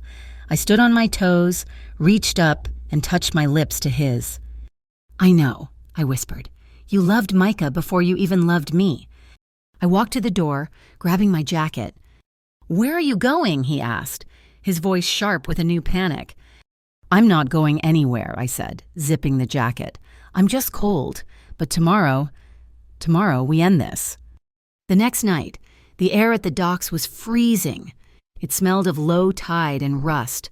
Dry Dock 27 was a black, skeletal cavern. I was alone. I was wired for sound by the MIB. I was terrified, and I was, for the first time, in control. The sound of the waves, lapping against the rotting pylons, sounded like a clock, counting down. Dry Dock 27 was a cathedral of rust. The air was heavy, tasting of low tide and decay. I walked onto the long wooden pier, my footsteps echoing too loudly in the silence. The single, bare bulb overhead flickered, casting long, nervous shadows. I was alone. The MIB wire, a cold patch of metal taped against my ribs. "I'm here," I called out, my voice sounding small and thin against the vast, dark water. A single, harsh floodlight snapped on, blinding me, pinning me like an insect. A figure stepped out of the shadows. He was not a thug. He wore a crisp, expensive suit and looked annoyed, as if I were late for a board meeting. "Miss Quinn, how disappointing." I recognized him from the society pages of the Chronicle. Marlowe Finn, Vice President of the Harbor Port Authority, Black Gull. "You have caused a significant amount of trouble," Finn said, his voice clipped and aristocratic. "Dre was an idiot, Lyle, a greedy child. You, however, you are a problem." He stepped closer, into the edge of the light. "But you are also an opportunity. I understand you are in possession of something, a key. Vescari's ledger access. I want it." "And if I give it to you?" I asked, my voice holding steady. "I wipe the slate clean," he offered, a politician making a deal. The DUC citations vanish. Marigold Heights is declared a historic site, protected from demolition. The Bluefinch gets a civic commendation. I will give you back your little corner of the world. Miss Quinn, all you have to do is give me the key to his... He thought I was just like him, looking for the best deal. "You're right about Dre being an idiot. Mr. Finn," I said, my voice suddenly hard, carrying over the water. "But he was also loud. You're quiet, and the MIB hates quiet criminals." "What?" His arrogance faltered, a tiny crack in the mask. "This wire," I said, tapping the spot on my chest, "is live. You've been broadcasting your confession to a very nice, very attentive federal agent for the last 3 minutes. Every word about wiping the slate just confirmed your conspiracy." His face, a mask of civilized boredom, shattered into pure, unfiltered rage. "You stupid..." He snapped his fingers. "Silas, get the device." A new shadow detached itself from the darkness, a shape I knew too well. Silas Cade. He was supposed to be in jail. Marlowe must have pulled strings. But Silas was not looking at Finn. He was looking at me, his eyes full of a new, desperate plan. "To hell with the key!" Silas snarled, lunging not at Finn, but at me. "You're the prize, girl!" He was going to take me as a hostage, his only way out. It all happened faster than I could scream. A black shape intercepted Silas, a sound of impact, solid and final, but not a gunshot. It was Ronan. He had broken his promise. He had interfered. He had moved from his observation post, a silent shadow, hitting Silas in the solar plexus with a single, debilitating blow. Silas doubled over, gasping, all the fight gone. Before he could recover, another shape, Astor, was there, pinning Silas's arms behind his back with an efficient, brutal, and bloodless precision. "Treason!" Marlowe Finn shrieked, finally understanding he was trapped. He was not a fighter, he was a coward.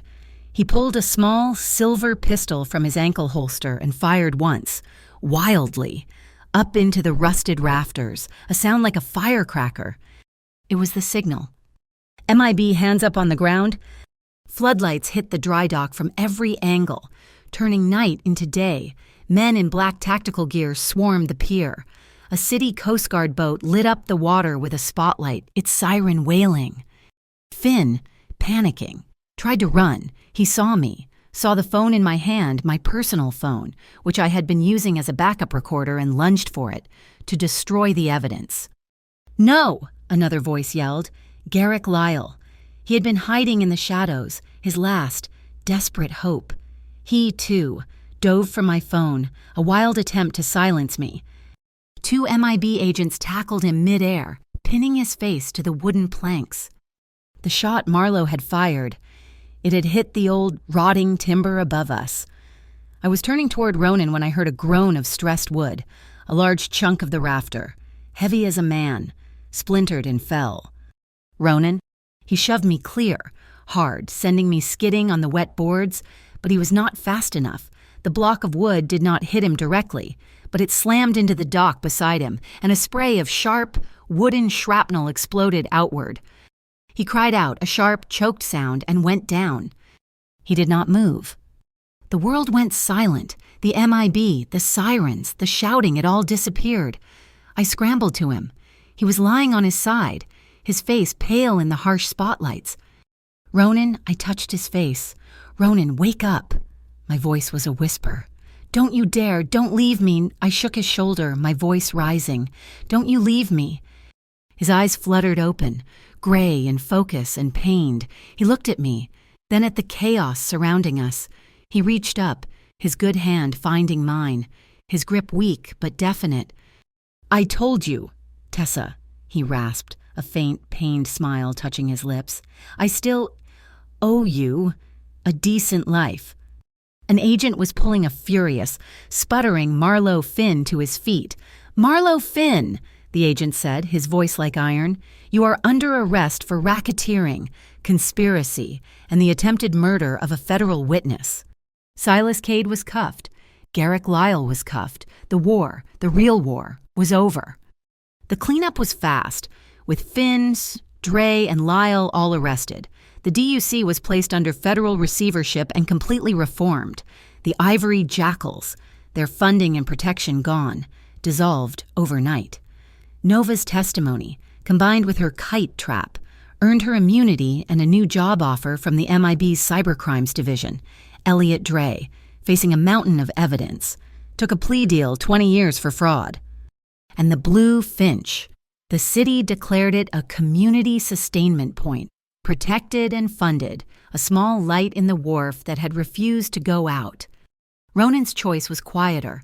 His arm had been a deep, nasty puncture wound from a piece of timber, but it was not broken. 2 days after the arrests, he called a full meeting of Viscari Holdings. He announced he was liquidating all gray assets. Any business that touched the shadows, he was pulling out of the darkness. And the ledger, he handed it, and all the reparations from his liquidated assets over to Elena Marchesi, his old house manager. She was now the head of the new, transparent Harbor City Community Fund, tasked with one mission to use the port's money to rebuild the port, starting with Marigold Heights. He was, as he'd said, paying his debt to the wharf with light.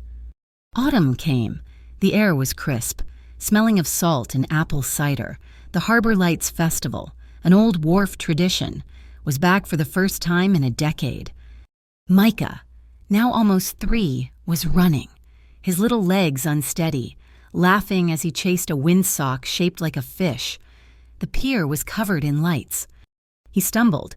Before I could move, Ronan was there, scooping him up in one easy motion, swinging him onto his shoulders. Micah shrieked with delight, his small hands buried in Ronan's dark hair. I walked up and stood beside them, leaning my head against Ronan's shoulder. He was not the boss. He was not the wolf. He was just a man. My man. "You know," I whispered, watching Micah point at the moon, "from one little lie in a diner." Ronan turned his head, his cheek brushing mine. "Yes." "I found something," I finished, "that was incredibly, wonderfully true." The fireworks started, casting bright, beautiful colors over the water. Ronan bent his head, and his lips found mine. It was not a kiss of desperation, or fear, or passion. It was a kiss of arrival. It was simple, it was quiet. And as the light washed over us, I knew the harbor was finally calm, and we were finally, truly, safe. Thank you so much for listening to this story. We would love to know where in the world you are tuning in from. Please share your thoughts and let us know in the comments. We invite you to subscribe to our channel, Mafia Boss Stories, and like this video. For more support, please hit that hype button to help this story be heard by more people.